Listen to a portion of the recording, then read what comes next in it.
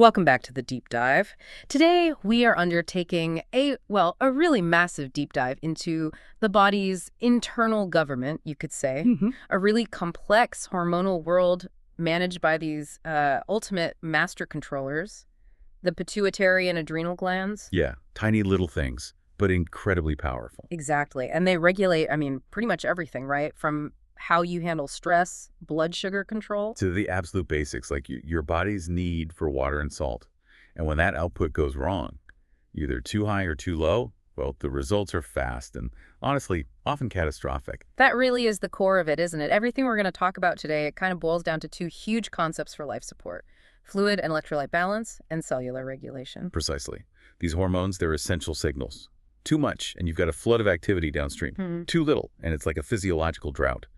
Either way, the patient's physical state, their cardiovascular system, their neurological stability, it's all profoundly impacted. So our mission today feels pretty crucial. We really want to create a clear, sort of memorable roadmap for you, the listener. We're decoding these really high-stakes endocrine disorders, hyperpituitarism, hyperpituitarism, those opposites, DI and SIADH, and that critical pairing of Addison's and Cushing's. And the goal is to break down those defining signs and symptoms, really get into the specific medications used. And maybe most importantly, zero in on the high priority, acute management stuff. And the critical patient teaching that, well, it saves lives and helps people manage long term. We need to focus on what you need to know and, crucially, why you need to know it. Okay, let's start at the top then. The pituitary gland, the master gland, as it's often called, since it bosses around so many other glands. We'll begin with a deficit: hypopituitarism or pituitary hypofunction. All right, let's unpack this deficiency state. Hypopituitarism. So, definition-wise, it means a lack of one hormone that's selective hypopituitarism, or, more seriously, a lack of multiple pituitary hormones. That's panhypopituitarism. The sources seem to highlight that the causes often involve something like physically messing with the gland tissue. Exactly. The etiology, the cause, it's generally structural or vascular. The most common culprits are tumors, usually benign adenomas, but sometimes malignant ones. They just grow and compress or destroy that sensitive hormone-producing tissue. Makes sense. But we also see it happen after severe head trauma or major infections like, say, advanced HIV/AIDS, or even infarction where blood flow to the pituitary gets cut off, leading to tissue death. Sometimes, after severe bleeding during childbirth, you can get Sheehan syndrome, which is basically postpartum pituitary necrosis. Wow. Okay, so when the pituitary stops working properly, it's not just that one gland. It really is like cutting the main power line to a whole bunch of other endocrine functions. Yeah. And this is where prioritizing becomes so critical, right? You could have lots of hormones missing, but which ones are the most life-threatening? That is absolutely the key distinction for immediate management. Deficiencies in adrenocorticotropic hormone, ACTH, and thyroid-stimulating hormone, TSH, those are considered the most immediately dangerous. Why those two specifically? Well, think about their jobs. The pituitary sends ACTH to the adrenal cortex to make cortisol, and TSH to the thyroid for thyroid hormones. If those signals stop, the lack of those vital adrenal and thyroid hormones, especially cortisol, can lead to rapid shocks, severe hypoglycemia, just complete physiological collapse. Remember, the adrenals handle the stress response. Without cortisol, the body simply can't cope. Okay, that makes perfect sense. So if that critical signal is lost, what are the clinical signs we actually see? Let's break down the signs and symptoms based on which hormone is missing, starting with that really vital ACTH deficiency and its impact on cortisol. Right. With ACTH deficiency, you're looking at symptoms tied to low cortisol and often low aldosterone too. The patient presents with just profound lack of energy, anorexia, constant headache, really severe hypoglycemia because cortisol is crucial for managing blood sugar and hyponatremia, so low sodium, often from the related mineralocorticoid issues. They just feel awful, basically. Completely drained, profound malaise and lethargy. But there's one really memorable sign, particularly if it's primary pituitary failure, where ACTH itself isn't being made. A very distinct pale or ash gray complexion. Huh. Why that specific color change? What's the mechanism there? It's because ACTH is low. See, later when we talk about Addison's, that's primary adrenal failure. The pituitary goes into overdrive trying to produce ACTH, and high ACTH also drives melanin production, which causes that bronze skin tone. But here, with hypopituitarism, the pituitary itself is broken. Ah, I see. So ACTH production is low, and therefore, you don't get the signal for melanin. result, that pale, almost gray look. It's a direct contrast to the bronzing you see in primary adrenal failure. It's a really useful diagnostic clue right off the bat. Got it. Okay, moving on to TSH deficiency. That controls metabolic rate, right? Exactly. So a TSH deficiency leads to classic signs of a slowed metabolism. Mm. It's essentially like inducing hypothyroidism.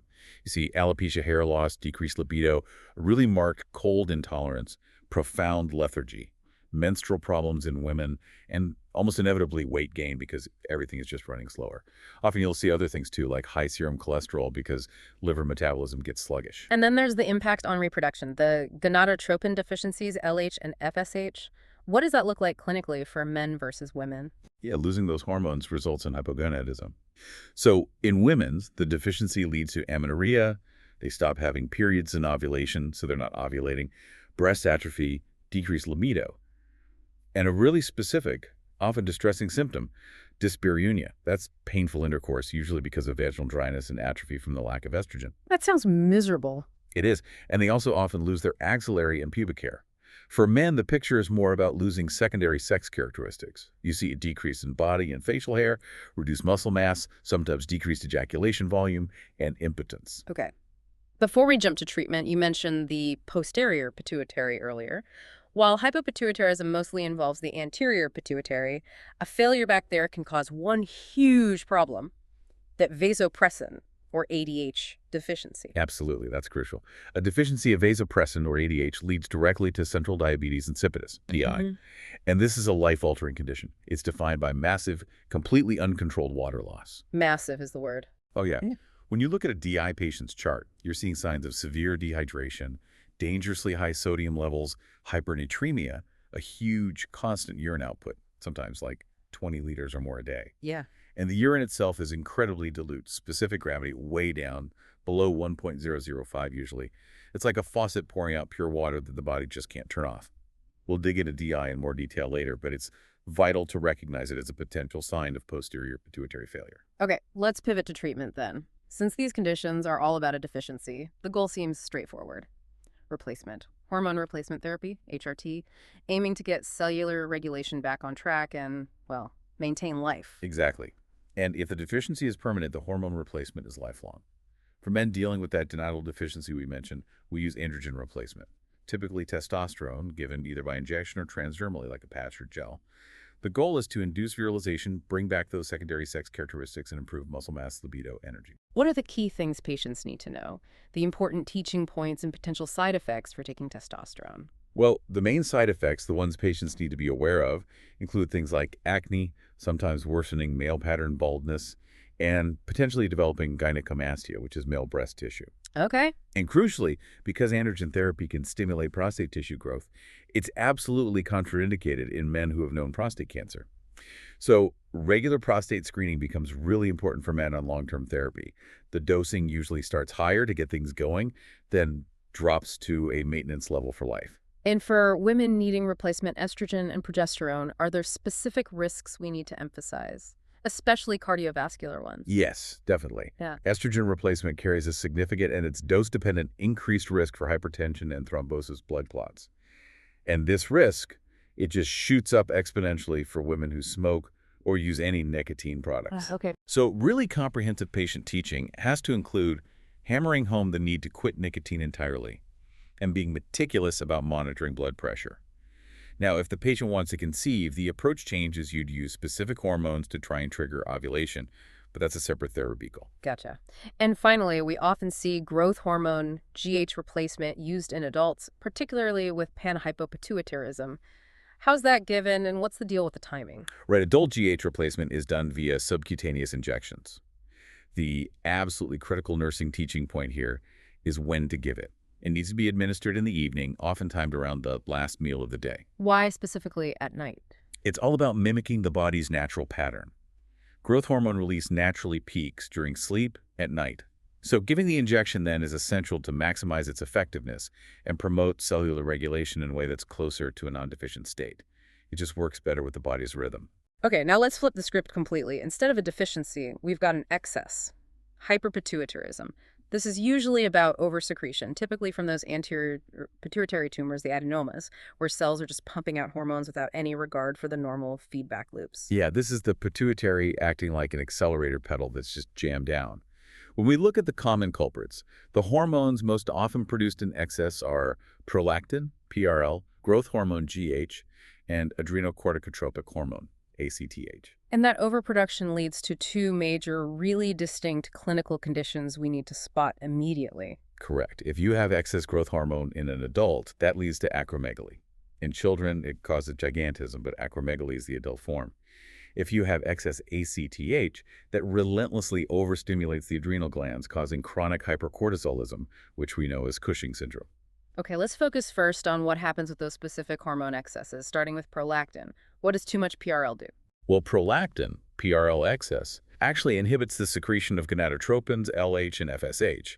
So, kind of ironically, an excess of this one hormone causes a functional deficiency of others, leading to hypogonadism symptoms like decreased libido. Huh. Interesting. But the hallmark physical sign, often the thing that makes the patient seek help, is galactorrhea. That's the production and leaking of breast milk in women who are pregnant or breastfeeding, or even sometimes in men. Patients also typically have increased body fat.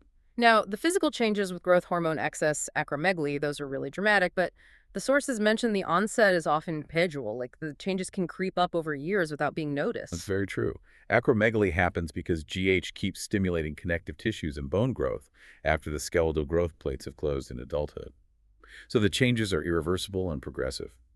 Clinically, we look for a noticeable increase in head size, a very prominent lower jaw protrusion, prognathism, thickening of the lips, and just a general coarsening of facial features. And the hands and feet. Huge clue.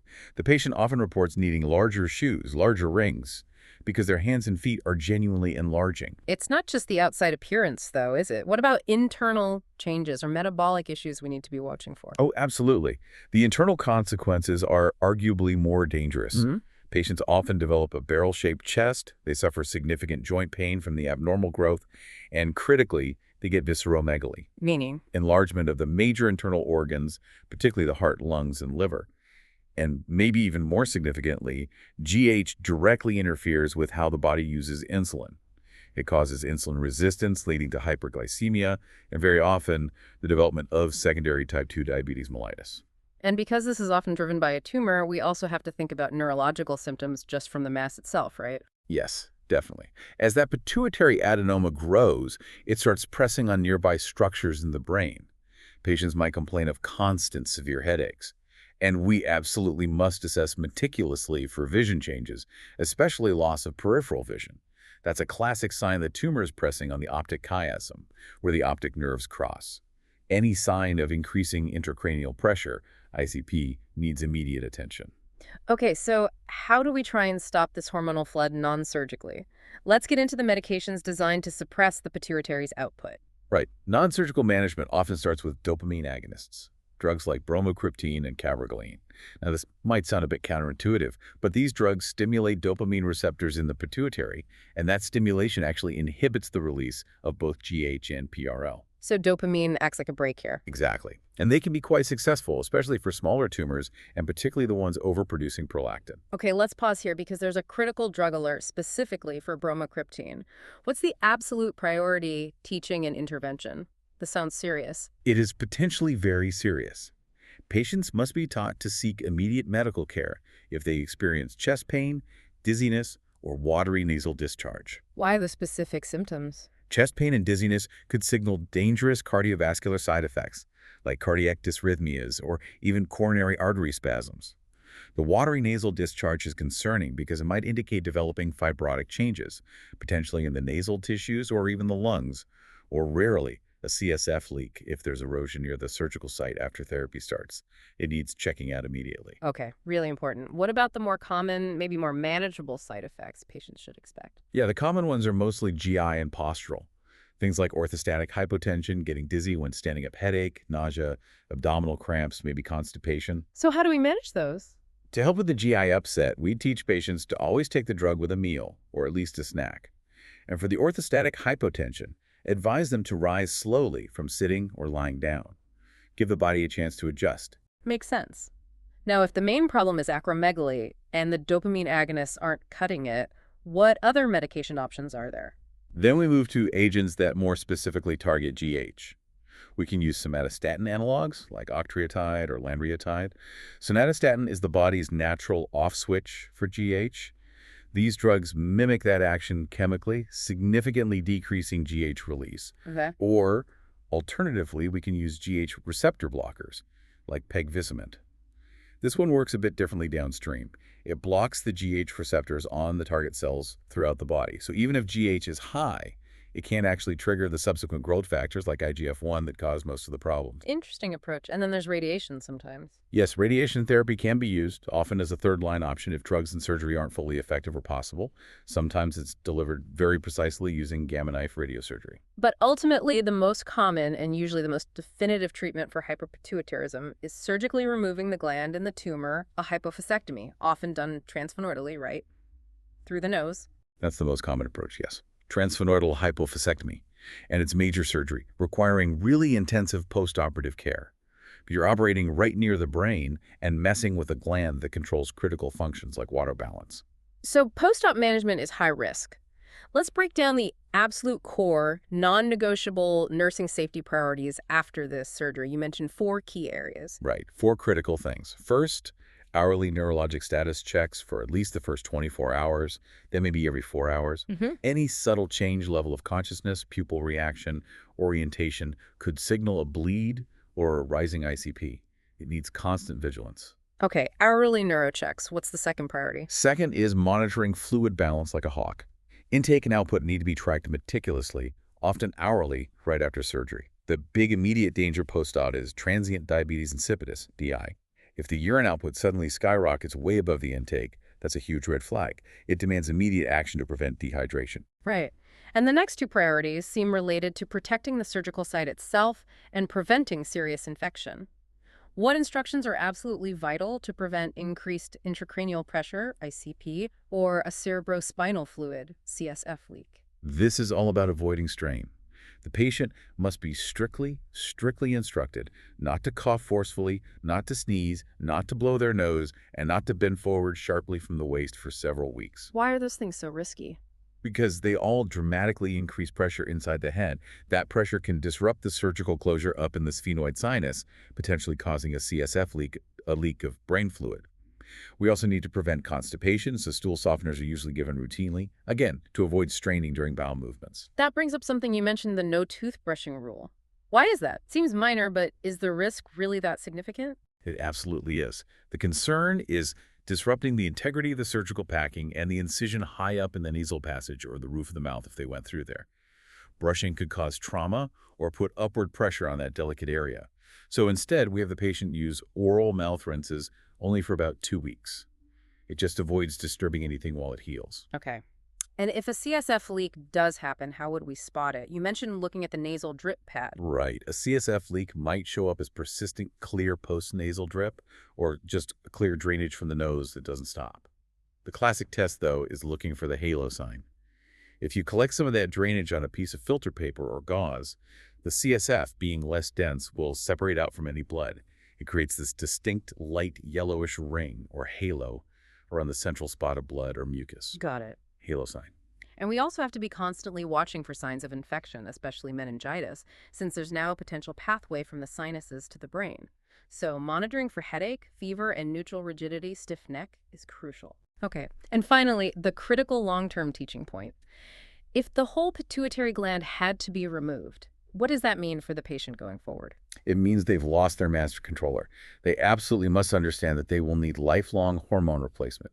Specifically, thyroid hormones and glucocorticoids are essential for survival. There are no ifs, ands, or buts about it. They need to wear a medical alert bracelet, know the signs of hormone deficiency, and importantly, know how to adjust their glucocorticoid dose during times of illness or major distress dosing rules. That potential complication from the hypophysectomy diabetes insipidus leads us perfectly into part 3. And this is really the ultimate high-stakes test of that concept we keep mentioning, fluid and electrolyte balance. We're talking about the 2 great physiological opposites, DI and SIADH. Yeah, if you need a really simple way to keep them straight in your head, think of DI as the dry inside condition. The body is losing all its water, drying out from the inside. And SIADH is the soggy inside condition retaining all the water, basically drowning in fluid. Both are absolutely lethal if they get extreme. Okay, let's start with diabetes insipidus, DI, the deficiency of ADH, or AVP as it's now often called. Walk us through the pathophysiology again of this dry inside problem. What's going wrong? So DI is all about water loss. It's caused either because the posterior pituitary isn't making enough ADH that's central DI, often related to brain injury, surgery, or tumors, or because the kidneys themselves can't respond to the ADH that is there. That's nephrogenic DI, sometimes caused by drugs like lithium or kidney disease. Well, regardless of the cause. Regardless of the cause, the end result is the same.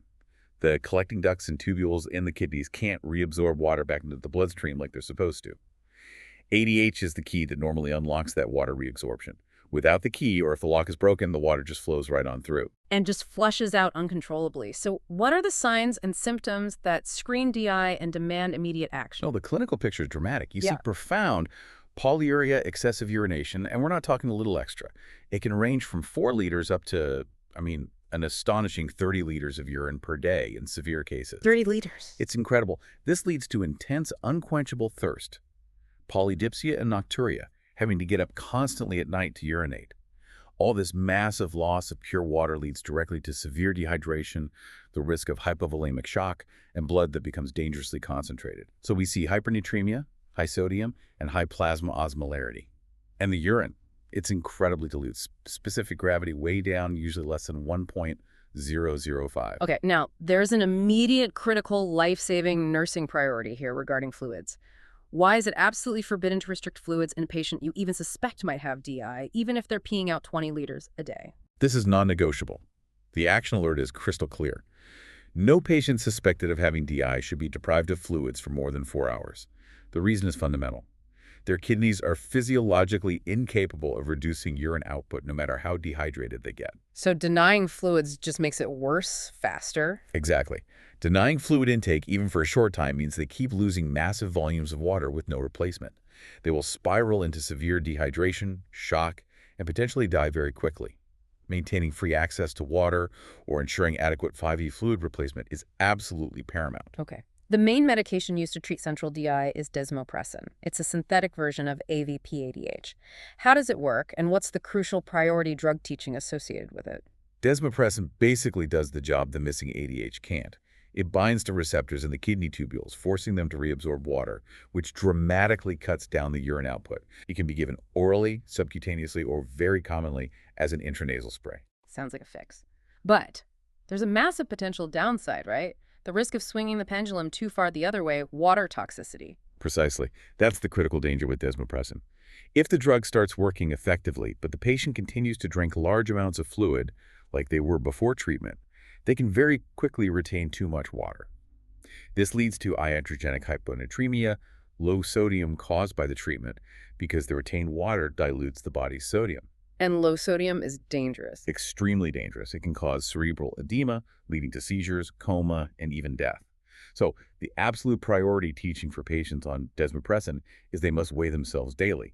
Same time, same scale, same clothing.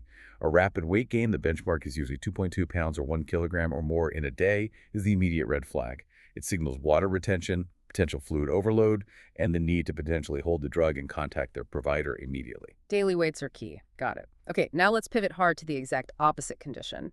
SIADH, syndrome of inappropriate antidiuretic hormone. This is the soggy inside problem. Right. If DI is the body losing water it needs, SIADH is the body holding on to water it doesn't need. ADH, or vasopressin, is being secreted excessively, even when plasma osmolarity is already low or normal.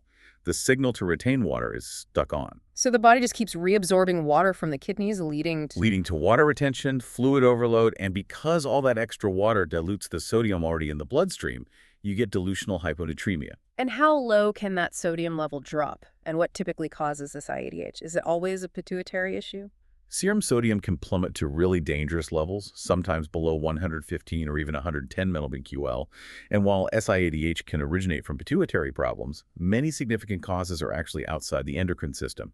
A major one is certain types of cancer, particularly small cell lung cancer, which can actually produce and secrete ADH ectopically, meaning outside the pituitary gland. Wow, cancer making ADH.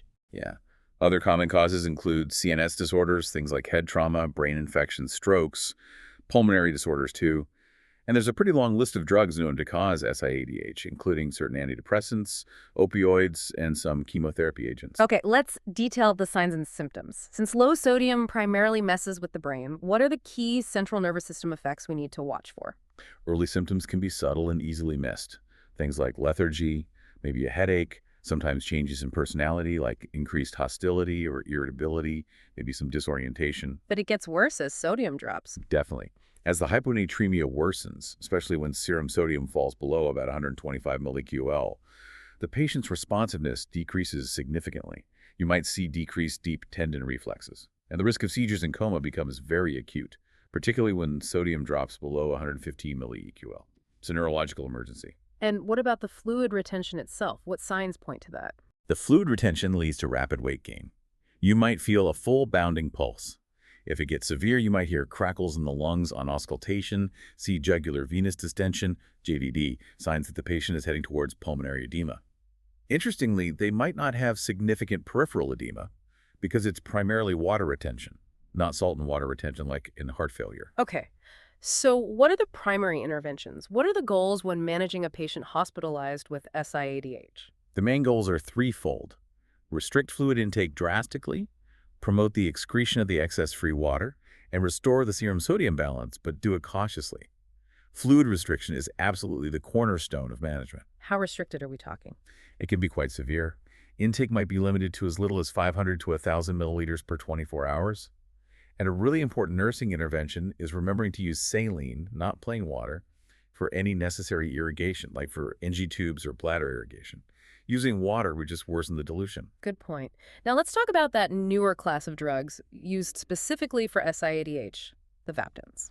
All right, the Vaptins. The main ones are oral tolvaptan and IV conivaptan. These are vasopressin receptor antagonists. They work by specifically blocking the action of ADH on the V2 receptors in the kidney tubules. So they stop the water reabsorption signal? Exactly. And the unique thing is they promote the excretion of free water, a process called aquaresis, without causing significant sodium loss. So they directly target the underlying problem, the excess water retention. They sound almost like a magic bullet, but there's a huge nursing safety priority attached to them. Why must Vaptins only be given in a hospital setting? The risk is significant. Vaptins can cause a very rapid, sometimes uncontrolled increase in serum sodium levels. If the sodium level rises too quickly, the general rule of thumb is faster than about 812 mmQL in a 24-hour period, it can lead to a devastating neurological condition called central pontine myelinolysis, CPM, or osmotic demyelination syndrome. What is that? It's basically destruction of the myelin sheath covering nerve cells, particularly in the pons area of the brainstem. It can cause irreversible neurological damage, paralysis, difficulty speaking, coma. It's catastrophic.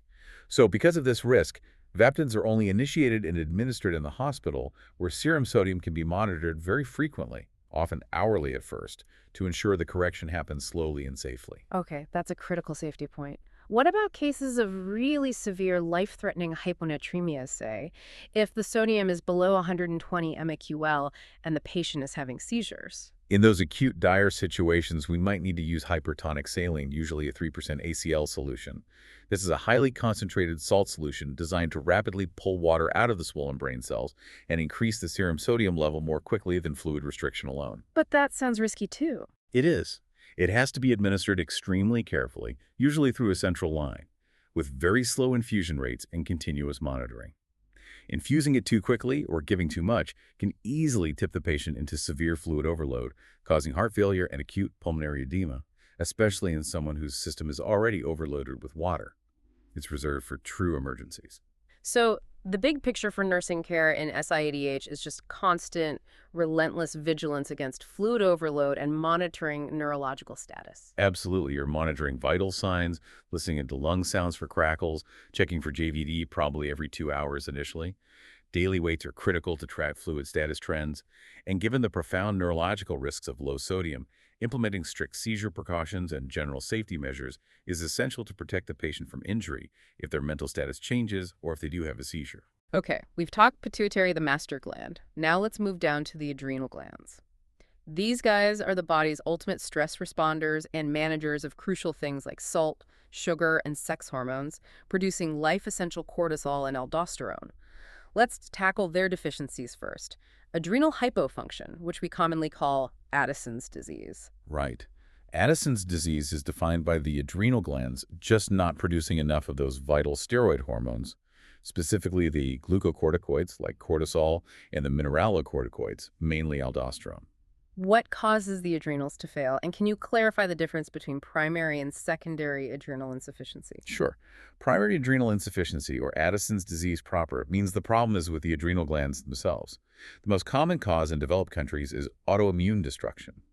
The body's own immune system attacks and destroys the adrenal cortex. Other primary causes could be infections, like tuberculosis, which historically was a major cause, or fungal infections, or even hemorrhage into the glands. Okay, that's primary. What about secondary? Secondary adrenal insufficiency means the adrenals themselves are okay, but they aren't getting the signal from the pituitary gland. Remember ACTH. If the pituitary isn't sending enough ACTH, the adrenals atrophy and stop producing cortisol. And by far, the most common cause of this secondary adrenal insufficiency today is iatrogenic meaning, caused by medical treatment. How so? It's the abrupt cessation of long-term exogenous glucocorticoid therapy. Think about someone taking high doses of prednisone for months or years for asthma or rheumatoid arthritis. Their own pituitary adrenal axis gets suppressed. If they suddenly stop taking the prednisone, their pituitary hasn't woken up yet, ACTH levels are low, and their own adrenals can't produce cortisol. It takes time for that system to recover. Ah, okay. That's a really important clinical point. Let's break down the pathophysiology based on which hormones are missing. What happens when aldosterone levels are low? Aldosterone's main job is to tell the kidneys to hold on to sodium, and water follows sodium, and get rid of potassium. So when aldosterone is low, the body can't retain sodium effectively, and it can't excrete potassium properly. This leads directly to that classic life-threatening electrolyte triad you see in Addison's. Hyponatremia, low sodium, which causes severe volume depletion and hypotension, low blood pressure, and critically, hyperkalemia, high potassium. And the hyperkalemia is the really dangerous one for the heart, right? Absolutely. High potassium can cause fatal cardiac dysrhythmias. It's a major emergency. Okay, and what about when cortisol is low? What does that lead to? Cortisol is our main stress hormone, but it's also essential for energy metabolism, immune function, and maintaining blood sugar. So low cortisol results in profound fatigue, muscle weakness, anorexia, weight loss, nausea, vomiting, and critically, severe hypoglycemia because the body can't maintain adequate glucose levels without it. It also leads to decreased immunity, making patients extremely vulnerable to even minor stressors or infections. Now, the signs and symptoms of primary Addison's disease can be quite specific, especially those skin changes you alluded to earlier. What's the classic diagnostic clue? The really classic integumentary sign is hyperpigmentation. Patients develop this diffuse, sort of bronze-like tanning of the skin. It's often most noticeable in sun-exposed areas, but also in non-exposed areas like skin creases, palmar creases, pressure points, elbows, knees, around nipples, and even on the mucous membranes, like the inside of the cheeks. Old scars might darken too. And remind us again why this bronzing happens specifically in primary Addison's. You mentioned it's the opposite of hypopituitarism. Right, it's that feedback loop again. In primary Addison's, the adrenal glands themselves are failing. The pituitary gland senses low cortisol and screams for more by pumping out massive amounts of ACTH. The precursor molecule in the pituitary that gets cleaved to make ACTH also contains melanocyte-stimulating hormone, MSH. So when ACTH production is sky high, MSH levels also surge, and that increased MSH stimulates melanin production in the skin, causing the characteristic bronzing or hyperpigmentation. Fascinating. Okay, beyond the skin, what other distinctive symptoms define Addison's, especially gastrointestinal and cardiovascular ones? GI symptoms are very common. Severe anorexia, nausea, vomiting, abdominal pain, weight loss. Cardiovascularly, patients are typically chronically hypotensive, often with orthostatic hypotension. And because they're constantly losing sodium through their kidneys due to the lack of aldosterone, they often report a very distinct, almost intense salt craving. They might find themselves adding lots of salt to food or even eating salty things they normally wouldn't. That salt craving is a big clue. How do we definitively diagnose adrenal insufficiency? Is there a specific test? The gold standard for diagnosis is the ACTH stimulation test. It's sometimes called a provocative test. Basically, you get a baseline cortisol level, then give the patient intravenous dose of synthetic ACTH, cosyntropin. Then you measure their cortisol levels again after 30 and 60 minutes. And what are you looking for? In a healthy person, the ACTH injection should cause a significant rise in serum cortisol levels as the adrenals respond. In someone with primary adrenal insufficiency, Addison's, the cortisol levels will remain low or fail to rise significantly because the adrenals simply can't respond to the ACTH stimulation. This confirms the diagnosis. However, if a patient presents critically ill and you suspect Addison's, you treat immediately based on clinical suspicion. You don't wait for the test results. Right. Treat first. Okay, so treatment is all about replacement therapy, giving back the glucocorticoids and mineralocorticoids the body isn't making. Let's talk about the most common glucocorticoid, prednisone. How should it be administered? Right. For glucocorticoid replacement, drugs like prednisone, hydrocortisone, or cortisone are used. Prednisone is very common.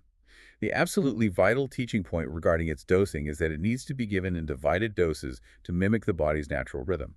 Typically, 2/3 of the total daily dose is given in the morning upon waking, and the remaining 1/3 is given in the late afternoon or early evening. Why that specific split? Because it mirrors the body's natural diurnal cortisol secretion pattern, which peaks in the early morning and has a smaller rise in the late afternoon. This physiological dosing helps achieve better cellular regulation, improves energy levels during the day, and minimizes side effects like insomnia if too much is taken at night. Patients also need to be taught about stress dosing, increasing their dose during illness, fever, or major stress. Crucial.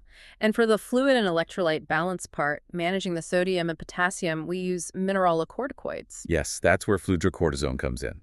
Its primary job is to replace the missing aldosterone activity. It helps the body retain sodium and water and excrete potassium, thus maintaining blood pressure and electrolyte balance. What's the main thing to monitor with fludrocortisone? The main side effect of too much fludrocortisone is hypertension and signs of fluid retention like dependent edema.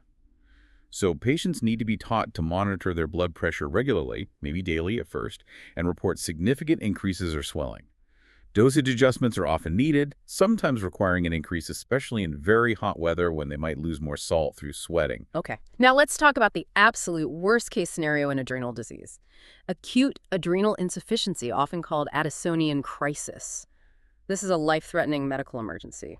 What triggers it, and what's the immediate management protocol? Addisonian crisis is essentially a complete collapse due to profound lack of cortisol and aldosterone. It's often triggered by a major stressor in someone with underlying Addison's like infection, trauma, surgery, or by the sudden withdrawal of steroid medication in someone who is dependent on it. The patient presents in shock. Severe hypotension, dehydration, hyponatremia, hyperkalemia, hypoglycemia. So what do you do first? It's an emergency. Priorities are reversing the shock and replacing the missing hormones immediately.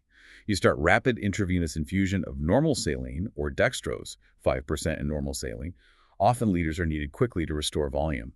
Simultaneously, you administer high doses of IV hydrocortisone, like 100 milligram bolus, or dexamethasone immediately, followed by a continuous infusion or frequent boluses. Don't wait for any test results. Treatment is urgent. And what about that life-threatening hyperkalemia from the low aldosterone? How do you manage that urgently? The hyperkalemia needs aggressive treatment to protect the heart. The fastest way to lower serum potassium is to shift it back into the cells. We do this by administering IV insulin combined with dextrose. The insulin drives potassium into the cells, and the dextrose prevents hypoglycemia from the insulin. We also immediately restrict all potassium intake, monitor the ECG continuously for signs of hyperkalemia, like peak T waves, and might give potassium-binding resins like Kayexlate. And hypoglycemia management. Right, that also needs addressing. The IV fluids often contain dextrose, D5NS, but we also need to monitor blood glucose closely and administer additional IV glucose as needed, potentially having glucagon ready if they're severely hypoglycemic and unresponsive. Okay, a true multi-system crisis. Let's switch gears completely now to the opposite adrenal extreme. Hypercortisolism, which we generally know as Cushing's syndrome or sometimes Cushing disease. This is basically a state of chronic cortisol overdose. Exactly. Cushing syndrome is the clinical state that results from prolonged exposure of the body's tissues to excessive levels of cortisol. Now, it's really important to distinguish the terms. Cushing syndrome refers to the general condition of hypercortisolism regardless of the cause. And globally, the most common cause, by far, is exogenous, meaning from outside the body, specifically long-term administration of glucocorticoid medications like prednisone for asthma, rheumatoid arthritis, organ transplants, etc. So millions of people taking steroids are technically at risk for developing Cushing's syndrome. Potentially, yes, especially with higher doses over long periods. Cushing disease, on the other hand, refers specifically to one of the endogenous causes, meaning from inside the body where the problem is a pituitary tumor that's secreting too much ACTH, which then overstimulates otherwise healthy adrenal glands to pump out excess cortisol. Other endogenous causes include adrenal tumors, adenomas or carcinomas that produce cortisol directly, or rarely, non-pituitary tumors elsewhere in the body making ACTH, ectopic ACTH. Okay, that distinction is important. So what are the damaging effects of having all this excess cortisol floating around chronically? You mentioned cortisol is catabolic. Yes, cortisol fundamentally breaks things down. Excess cortisol leads to a characteristic redistribution of body fat. It causes breakdown of tissue protein, leading to significant muscle wasting, particularly in the limbs, giving that appearance of thin arms and legs. It severely weakens bones, causing profound bone density loss, osteoporosis, which leads to a high risk of pathological fractures. What about immunity and blood sugar? Cortisol suppresses the immune system, so it reduces lymphocyte production, leading to significantly reduced immunity and increased susceptibility to infections. And it strongly promotes hyperglycemia by stimulating glucose production in the liver, gluconeogenesis, and causing insulin resistance. Many patients with Cushing's develop secondary diabetes. Okay, let's detail those classic, almost unmistakable physical signs and symptoms of Cushing's, the things that really scream excess cortisol. Yeah, the appearance is often quite striking, almost pathognomonic. You see the characteristic moon face, a very round, full, often reddened face.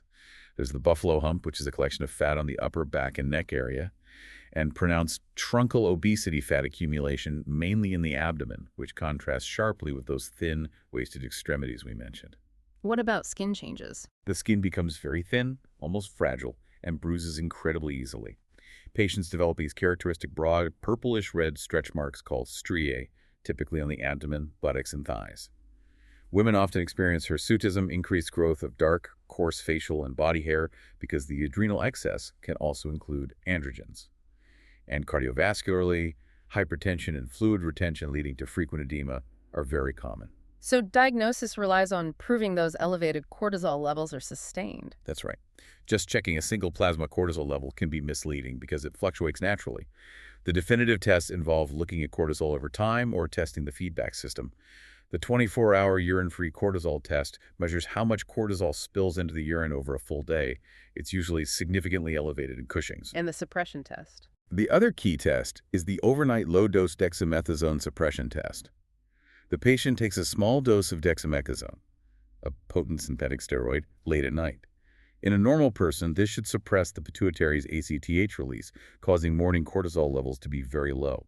In most forms of Cushing's syndrome disease, this feedback mechanism is broken, and the cortisol level fails to suppress it, stays high despite the dexamethasone. Okay. If surgery to remove the tumor, pituitary or adrenal, isn't an option, or while waiting for surgery, how can we medically stop the body from making so much cortisol? We can use medications called steroidogenesis inhibitors. Drugs like ketoconazole, levoketoconazole, and meteropone work by inhibiting specific enzymes that are crucial steps in the synthesis pathway of cortisol within the adrenal glands themselves. So they block production. Exactly. For patients whose Cushing's is specifically caused by a pituitary tumor making too much ACTH, Cushing disease, there's also pasireotide. This is a subcutaneous injection, similar to the somatostatin analogs we talked about for acromegaly, but this one targets receptors on the pituitary tumor to inhibit ACTH production directly. Okay, let's pull out a critical drug alert for ketoconazole specifically. What's the most important teaching point there? The highest priority warning for ketoconazole is that it is teratogenic. It can cause birth defects. So any individual taking it who is pregnant or even planning to become pregnant must be strongly advised of this risk and needs to discuss it with their provider immediately. Effective contraception is essential during treatment. Also, ketoconazole can be toxic to the liver, so regular monitoring of liver function tests is absolutely mandatory throughout therapy. Got it. Teratogenic and hepatotoxic.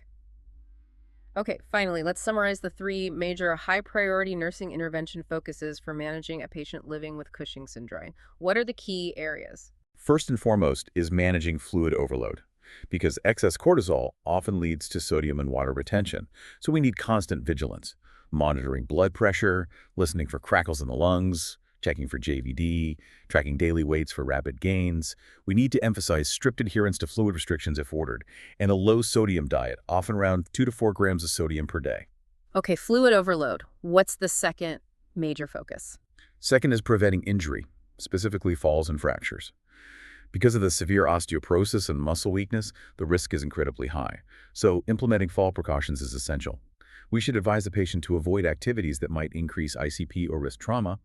And crucially, teaching them to consume a diet high in calcium and vitamin D is important to support bone health, although it won't reverse the damage alone.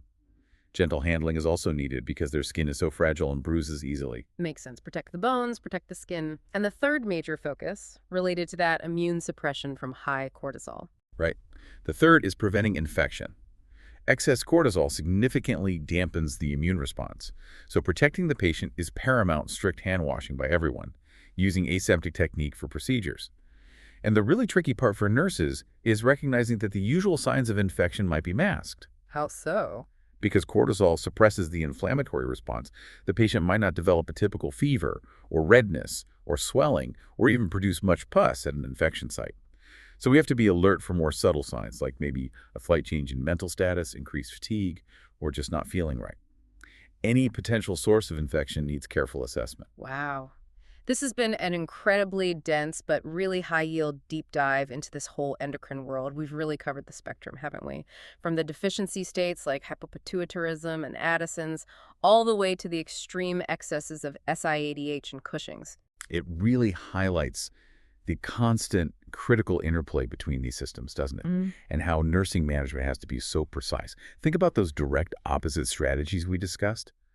Pushing high salt fluids and massive doses of glucocorticoids in an Addisonian crisis to literally pull someone back from shock. Right. Versus severely restricting fluids and maybe giving hypertonic saline incredibly cautiously in SIADH to prevent the brain from swelling further. Knowing those specific mechanisms, like why you use insulin and dextrose together for hyperkalemia and Addison's, that's what turns book knowledge into life-saving action. That constant vigilant monitoring of INO, daily weights, electrolytes, and those subtle neurological changes, that's the nurse's absolute priority across all these conditions. It truly is a dynamic and fragile balance. And, thinking back, we learned today that chronic long-term use of very common anti-inflammatory drugs like prednisone is actually the single most frequent cause of Cushing syndrome. That really raises an important question, maybe a final provocative thought for you, the listener, to consider. Given how widespread and often necessary these therapeutic steroid drugs are for things like asthma, arthritis, autoimmune diseases, how often might the more subtle, maybe milder symptoms of hypercortisolism, things like maybe some gradual weight gain, bruising more easily, maybe slightly elevated blood sugar or blood pressure, how often might those subtle signs go undetected or just be dismissed as, part of aging or lifestyle changes out in the community? That's a really powerful thought. How many people might be living with subclinical or mild Cushing syndrome from their medications without realizing it? It certainly underscores the need for awareness and monitoring, even with common therapies. That balance between treating one condition effectively and protecting the body's crucial master regulators is always ongoing. It really is. And that's a great point to end on. Thank you so much for diving deep with us today.